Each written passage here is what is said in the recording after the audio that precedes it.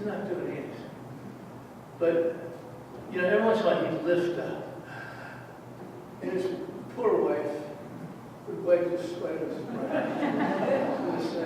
And he's not even talking, he's signing so fast. And for this clamorous line coming in. So I take pity on him. And I go and I start opening these books. You know, these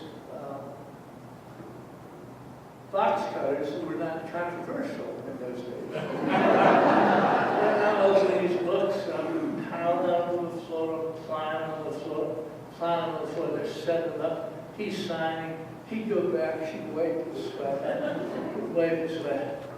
And finally he looks at me and the work I'm doing, and he's pleased. Young writer helping, a middle-aged writer. And he says, would you like me to give you a little bit of advice about writing, Bill? And I said, I certainly would. And it certainly seems like I need that writing very bad. He said, well, Bill, I started out with Lust for Life about Van Gogh. He's cutting his ear off for his love of art. I was 19 years old. Every book I wrote from that book forward has zipped forward to #1 on the New York Times bestseller list and stayed there for over a year. Do you know what the secret of my success is, Bill? And I said, it is perfectly obvious I do not. But I would love to hear it. And he wipes his hands and goes back. He says, Bill, when I write a book, I only write about the human spirit. I said, that sounds like a good idea. And from now on, I'm only going to write about the human spirit too. I ain't messing with none of that other stuff.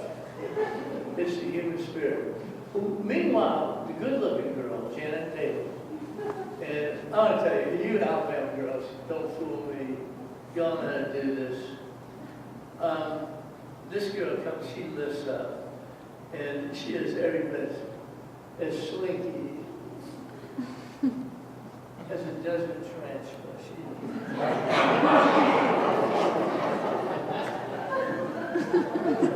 And she's got to move. She's being treated for carpal tunnel syndrome. She's got so many books she's signed. And she is so southwestern. She has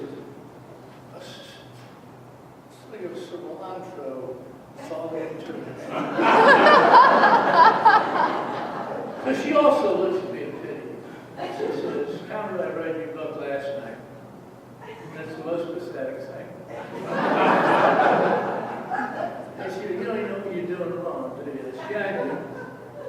I'm not writing with the human spirit.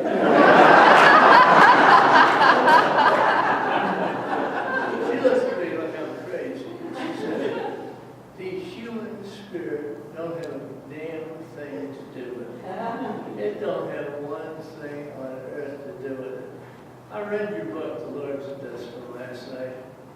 You know what I discovered? You don't have one bit of sex. Not one bit of sex in this book for 500 years. People don't even think about sex. It never comes up in a conversation. She says, can you explain that to me? I said, yes, I can, Janice. My grandmother is still alive. And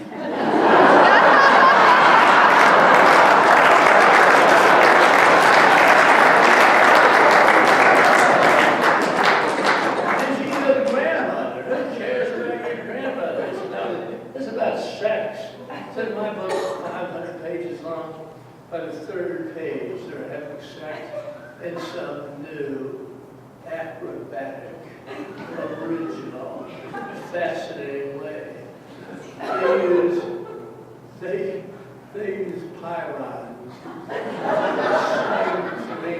and baskets coming down the walls, and then 6 pages later, they're having sex in warm baths of coconut oil with small eels. And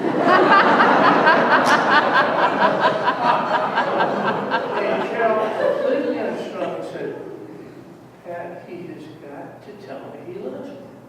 He's got to tell me he's proud of me. I can't go through a lifetime without my father just say he loves me, say he's proud of me. I don't need much, I just need that. Does he ever tell you that? I said, oh yes, Carol. Every day the phone rings. And it's Dad on the phone who bores me to death. He's been going on for 30 years. And Dad says, Pat, I love you so much, so much. I am so proud of you, so proud of the things you've done. I love you, I'm so proud of you. And I only wish I could feel the same way about you, sister. I said, Dad has never said that to me once in my life, Carol. And he's not capable, and we have to know that it's a great Santini dying in there, not Bill Cosby. We have to know that Dad told us he loved me the best way he could. He sent you $1,000 a month and bragged about your poetry to everybody else. We have to realize that some men are not capable of expressing love like that, and we have one of them. Okay, I get Carol relaxed. We go back into the room. We were pacified. Dad would be dead in about a day. We're sitting there praying when the worst thing that could have happened to us happened. But you're Southerners. You understand all this. My redneck brother-in-law, Bobby Joe Harvey, Bobby Joe and Carol, they had fist fights their whole life. Bobby Joe is proud of being the Conroy family redneck and thinks we'd be a lot better if there was about 15 more of him in the family. Okay, this is absolutely true. I figured I was going to make a move toward Bobby Joe, but I was paralyzed. I did not know what to do. So Bobby Joe goes, bye, Don. Carol's quiet. I'm quiet. And Bobby Joe looks over. By the way, think redneck, okay? You're Alabama people. Redneck. Put whatever in the ear, I want you to go wild. He comes by Dad. He looks over and he says, hey, old man, how you doing? And my father says, I love you, Bobby Joe.